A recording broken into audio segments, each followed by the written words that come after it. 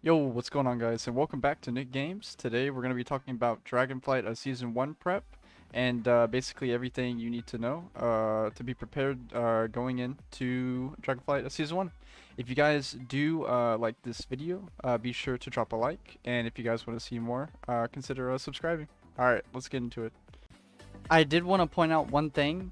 A lot of the tooltips that I will be reading out to you are not specifying the actual amount of stat that you will be getting from said enchant or file or whatever. Basically, you might get more than I'm specifying, but I'm only reading from the tooltip standpoint. I do know that the rings tooltips are bugged, and I do know that the weapons enchants tooltips are bugged as well.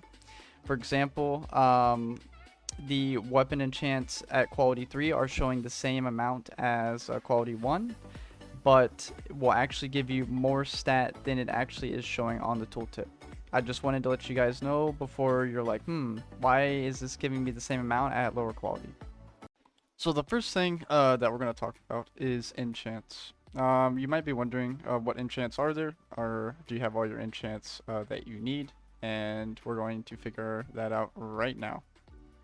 So for chests, there's going to be waking stats, which is going to be people's most preferred. There's also going to be sustained strength for plate users. This gives you strength and stamina. I'm pretty sure this is probably used for tank. Reserve of intellect. This can be used by healers. It's also probably decent for arcane mages as well. There is accelerated agility, which gives you agility and speed. And then there's more lower quality versions of the ones that I just mentioned. The next thing that you're going to want for enchants is your rings. There is Devotion of Crit, Devotion of Haste, Devotion of Versatility, and Devotion of Mastery. Not sure which ones are the best for you guys, but just make sure that your rings are enchanted with one of these 4 enchants for your rings, and you'll be good to go. The next set of enchants that you're going to want to consider is going to be your Bracer enchants. There are 3 of these. You can get Devotion of Avoidance, Devotion of Speed, and Devotion of Leech. Leech is pretty good if you want to have some self-sustain.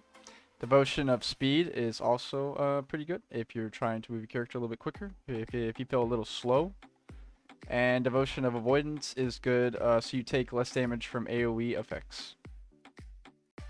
The next enchants that we're going to be talking about is going to be your boots enchants, and you're going to want to either choose between more movement speed, or you're going to want to pick between stamina.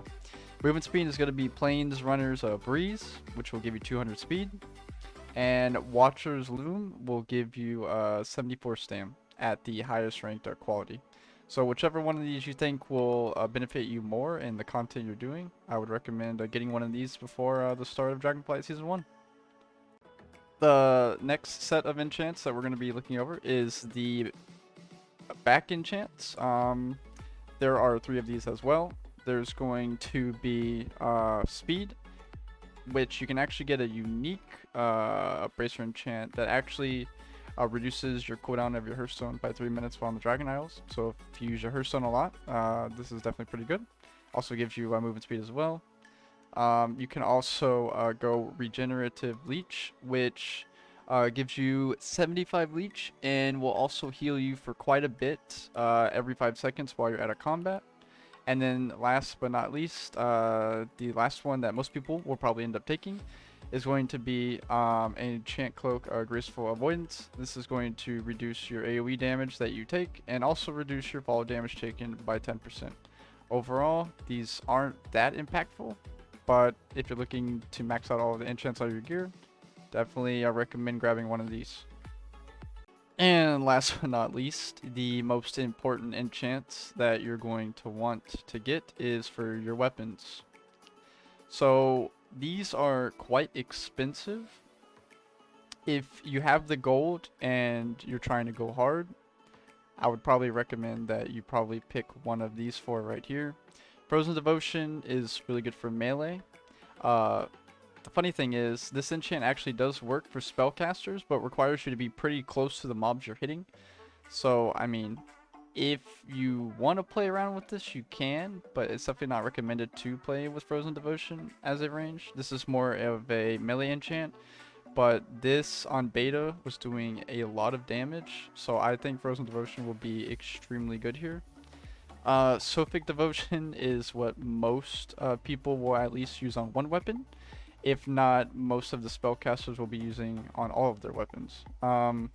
Basically, it enchants your weapon and gives you a big increase to your primary stat for about 15 seconds. It's pretty good. Has a high uptime. It's about 20 to 45% depending on your haste. And overall, this enchant's really good. Well, enchant weapon, Wafting Devotion. It permanently enchants your weapon to increase your haste by quite a bit. It also increases your movement speed as well. So if you're trying to move out of mechanics, this is definitely a really good enchant right here. As well as if your haste feels really low, having one of these could actually benefit you. And last but not least, enchant weapon Earthen Devotion. It enchants your weapon to grant you armor. I'm not sure how useful this one is, but if you're a tank, maybe it is good, maybe it's not. And if you're looking for something cheaper and you don't really want to spend gold on these yet, there are 5 other ones that you can use that can also be pretty useful. There's going to be Frozen Writ, which is the lower downgrade from the Frozen Devotion. It will give you a versatility instead. You have Earthen Writ, which will give you Mastery. You have Wafting Writ, which will give you haste, just not the movement speed from the epic version. You have Burning Writ, which will give you crit, and you have Sophic Writ, which is less primary stat, but still pretty decent if you're not trying to spend this much gold. Another thing that we're going to be going over is going to be Spell Thread. This has been reintroduced to the game as well, and it's going to give you a flat stat increase as well as 2 different variations. The 2 different ones are going to be Temporal Spell Thread, which is going to increase your intellect and your mana by 5%, which is probably going to be good for healers and arcane mages. And the other version of this is going to be Frozen Spell Thread, which is going to give you intellect by 177 and increase your stamina by 105. These are only good for casters, but don't worry, strength and agility users, because I have something for you as well. Now, there are new armor kits as well. These armor kits do not go on your chest, but these are used for other variants of classes that don't use intellect, and that's going to be armor kits. There is 2 different types of armor kits. The first one that we're going to talk about is Fierce Armor Kit, which is going to give you 105 stamina, as well as giving you a high amount of agility or strength, depending on what class you are. There is also going to be a Frosted Armor Kit, which will instead increase your armor by 141, and will also give you agility and strength as well. These are permanent. These don't last 2 hours, so definitely put these on your legs if you're an Agi or a strength user, as these are basically the off-sided version of the intellect spell thread. The next thing that we're going to be talking about is runes. Runes are a basically new Shadow Core oil, like it was in Shadowlands, or any type of like small like oil enchant on your weapon. And there are 3 of these. The first one we're going to be talking about is the Howling Rune. Howling Rune gives you 310 haste for 2 hours, and you can put this on any weapon besides the ranged weapons. These are affected by quality as well as everything else in this video, so the higher quality, the more stat, and the more benefits that you will get out of it. The next rune we're going to be looking at is called Chirping Rune. Basically, you imbue your weapon, and your healing spells have a high chance to heal your target for an additional amount of healing, depending on the quality that you buy. This is probably going to be used for healers. Maybe it could be used for other situations, but so far I think only healers would even be interested in using this. And last but not least, the third rune is going to be the Buzzing Rune. Uh, Depending on the quality, it will increase your crit rating up to 310 for 2 hours. And these are going to be all the runes that are currently available in the game. Actually, there is one more rune that is available, and that's going to be the Draconic Augment Rune.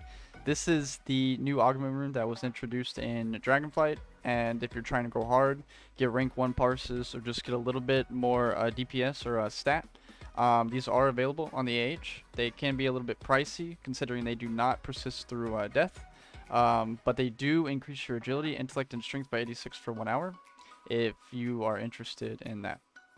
Next up, we have Whetstones. These are going to be used for sharpened blades. Sharpened blades mean like a sword, axe, a dagger, anything that would be considered like a sharp weapon, like in real life. These are made by blacksmiths, and they increase your attack power by up to 135 for 1 hour, depending on the quality that you get. There is another version of this as well, which are called Primal Weightstones. These are used for blunt weapons such as staffs, maces, anything that's like blunt that would just do a lot of damage if you were to hit someone with it, right? That sounds terrible, but I mean that's the best way to put it. And these will increase your attack power by up to 135 depending on the quality for 2 hours.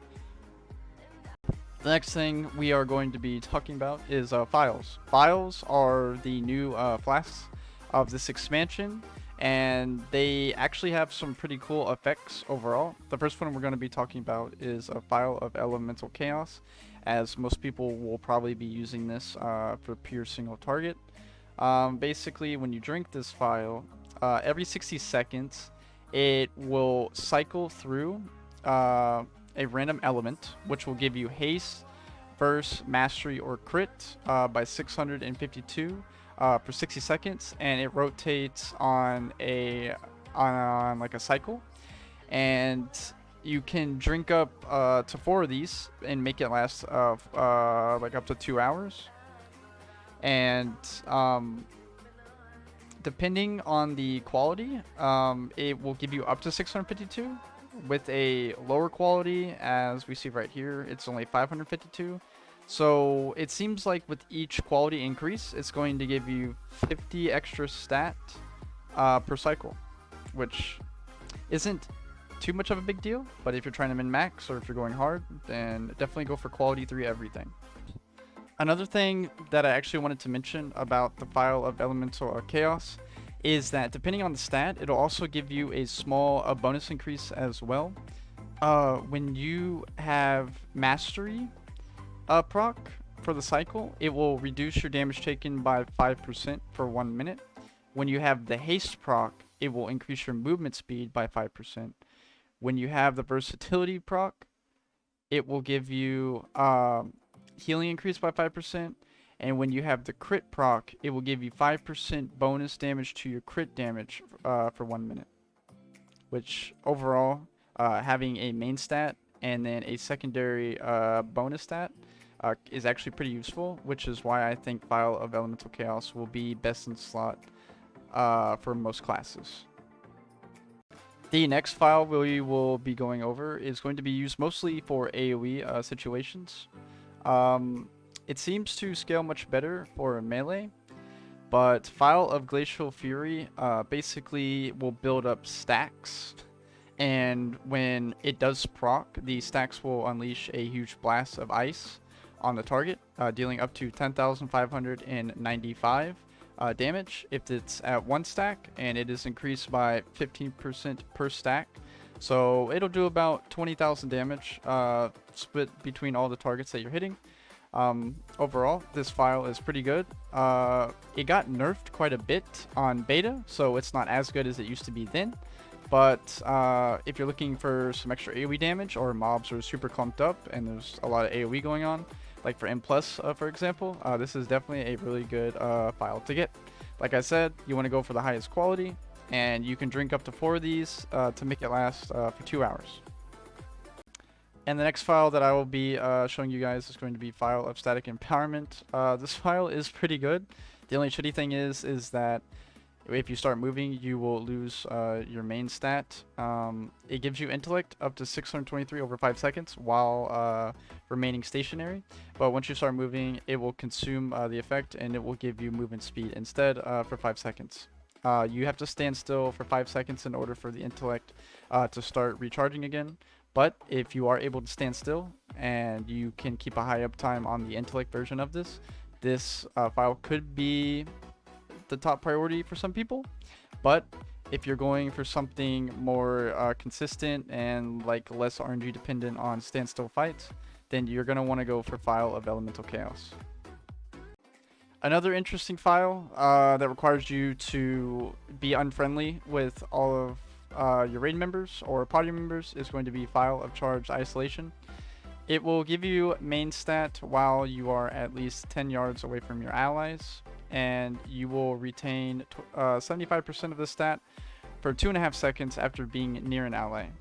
If you are standing near an ally for more than 2.5 seconds, you won't get any intellect from this at all, and then it requires you to be away from an ally for 2.5 seconds for this buff to actually be reapplied to you. This Phial isn't too bad, but it requires you to basically never be stacked up, so this could potentially be really bad in a lot of situations. The next Phial that we're going to be talking about here is going to be a Phial of Tepid Versatility. This Phial is very straightforward. It gives you a flat versatility amount depending on the quality. Quality 1 is 631, quality 2 is 688, and quality 3 is 745. It's just a flat versatility increase. And if you're looking for something simple, something really cheap, these Phials aren't too bad. But the Phials that I mentioned before are definitely going to be better. But if you're looking for an alternative on something to do, maybe it's for like World Quest or just killing your rares out in open world, this Phial is definitely not that bad. Last but not least is going to be the Iced Phial of Corrupting Rage. This Phial is very interesting as it actually gives you the most secondary stat from any Phial, but it comes with a punishing effect. So basically, you gain a huge amount of critical strike rating, but after suffering 100% of your health and damage, you are afflicted with an overwhelming rage, which will instead make you take 25% of your total health as nature damage over 15 seconds, after which the cycle begins anew. What that means is after you take your damage, it will give you your crit rating back. But once you take 100% of your health again, it'll recycle and keep doing the same thing. So if you have a class that can absorb a lot of damage, or if you can avoid mechanics, you can have a very high uptime on this Phial, as it gives you a shit ton of crit rating and can be useful for quite a niche select few of classes. But if you like crit and if you can dodge mechanics, this Phial can definitely be super useful for you. The next thing we're going to be talking about is the enhancement for hunters only. One of the scopes that you can use will be the gyroscopic kaleidoscope, which every time you jump will grant you a random stat. Literally, every time you jump, it will grant you a random stat. So if you like to jump a lot, this scope might not be for you. But whenever you jump, it will grant you 435 of a random stat every time you do jump, and it's crit, haste, versus mastery. If you can manage this and actually keep a high uptime, maybe it's useful. But this, in my opinion, is probably the lower end version, because the next version that that we'll be going over is much better. The next scope is going to be the high intensity thermal scanner, which depending on the mob that you're currently in combat with or hitting, will sometimes increase your secondary stat by up to 1,830. It can be very good if the mob you're fighting will grant you the stat that you wish. But I think overall, the amount of stat this gains over the kaleidoscope is probably better in most situations. The kaleidoscope is a guaranteed stat forever, as long as you keep jumping to manage which one you want. But if you're looking for something more RNG reliant with maybe a lot better usage in a huge AoE setting, or if you're looking to have something be RNG reliant on proccing during your cooldowns, the high intensity thermal scanner is definitely the way to go. The next things that we're going to be going over are going to be the potions in Dragonflight. We're going to start off with the potion that will most likely only be used in M+, but if you guys are wondering, the new Invis potion is going to be the potion of the Hushed Zephyr. Depending on the quality, will increase the amount of invisibility you gain all the way up to 18 seconds. The lowest quality version will give you invisibility up to 12 seconds. So M+ers, if you guys are looking for the Invis pot, here it is. The new healing potion of Dragonflight is going to be the Refreshing Healing Potion. It will restore up to 128,250 health, depending on the quality. And at the lowest quality, it will restore 94.4k health, and it has a 5-minute cooldown. If I remember correctly, if you are an alchemist, you can get a embellishment that actually allows you to use these every 4 minutes instead of 5 minutes, which could be pretty useful if there's a fight where you're taking quite a bit of damage. This potion is going to be mostly towards healers, and that's going to be Potion of Chilled Clarity. It reduces the mana cost of all your spells by 100%, but it does have a punishing effect, which increases the cast time by 40% for 15 seconds on all the spells that you do cast within that time frame. Overall, this seems kind of crazy if there is some stuff that you can use that's insta-cast that doesn't require you to actually cast, but any hard casting spells, this could be quite punishing. But if you're looking to save some mana and there's some really intensive portions of the fight or a key that you're doing, this could actually be pretty useful for you. At the lower quality, it will reduce the cast time by 40% for 9 seconds, and it will also reduce the mana cost of all your spells by 100% for 9 seconds. But at the highest quality, it will go all the way up to 15 seconds. So that's definitely something to take into consideration. Now, for the potion that we've all been waiting for. That is going to be the new DPS / primary stat potion, and that is going to be Elemental Potion of Power. Depending on the quality, it will increase your primary stat by up to 664 for 30 seconds on a 5-minute cooldown. Like I said, if you're an alchemist, you can make it to where you can use these every 4 minutes, which could be pretty useful, especially if the fight doesn't last up to 5 minutes, which will allow you to use 2 potions over the course of the fight. Like I said, depending on the quality, it gives you up to 664. At the lowest quality, it's 502. But here in a little bit, I'm going to show you how to get an even better version of this potion from Cauldrons. Last but not least, the new mana potion that will be in Dragonflight is the aerated mana potion. It restores a low amount of mana. This is probably going to be used mostly in M+, but could also probably see use for healers as well in the new raid. Another thing that we're going to talk about that I'm going to go a little bit more in depth on is the new way to add free sockets to any neck in the game, except the neck that you get from being rank 5 of 6 with Rathian or Sibelian, as right now these settings will not work on the Obsidian Caller. It is currently a bug, and it is confirmed to get fixed. The question is when and will it get fixed. But anyways, we're going to talk about the Tiered Medallion Settings. Now, I trialed and errored this on the beta, so I know that you have to do this. And the way these settings work is you have to start with quality 1, quality 2, then quality 3. If you buy a quality 3 tiered medallion and use it on a neck with no sockets, it will only add 1 socket. So don't do this. You will waste a lot of gold, because you'll basically be buying 3 of these in order to add up to 3 when you could save quite a bit of gold just by going from quality 1, then quality 2, then quality 3. As you can see here, I have 3 sockets, and the new gems are also out as well. In order to see them, you can't select these. You just have to press gyms only, and then press search, and you can see all of the gyms that are currently out, that are new. There's quality 3, there's quality 2, quality 1, as I stated before, and all of the other things. The higher the quality, the better stats of the gym.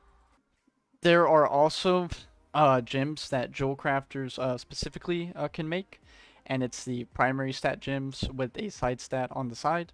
The quality also does enhance the primary stat and the off stat that you want. In order to get these, you have to put in a work order. You cannot buy these on the AH, sadly, but you guys should definitely do some research, see which a limited diamond gem that you want, and yeah.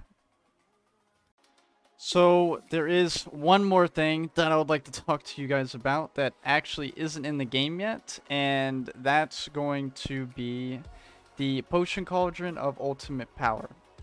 This recipe is for alchemists. It only drops in the Vault of the Incarnates raid, so it is not currently out yet. But basically, it requires you to put in 1 Primal Chaos per potion of elemental power, but these potions of elemental power give way more primary stat than the actual potions of elemental power that I just showed you. And I think it's up to 886 primary stat instead of 664, which is a huge increase. The only downside is it's not available yet. When it does pop up in the AH, it's probably going to be extremely expensive, and you must put in 5 Primal Chaos to receive 5 of the potions from the Cauldron, up to 200. This Cauldron is going to definitely be used for min-maxing any type of content in the game, and it's definitely something to look after or to gather in the raid or check the AH for whenever Season 1 does begin. But anyways, guys, that's going to be it for this video. My question to you is, are you prepared? Do you have everything ready?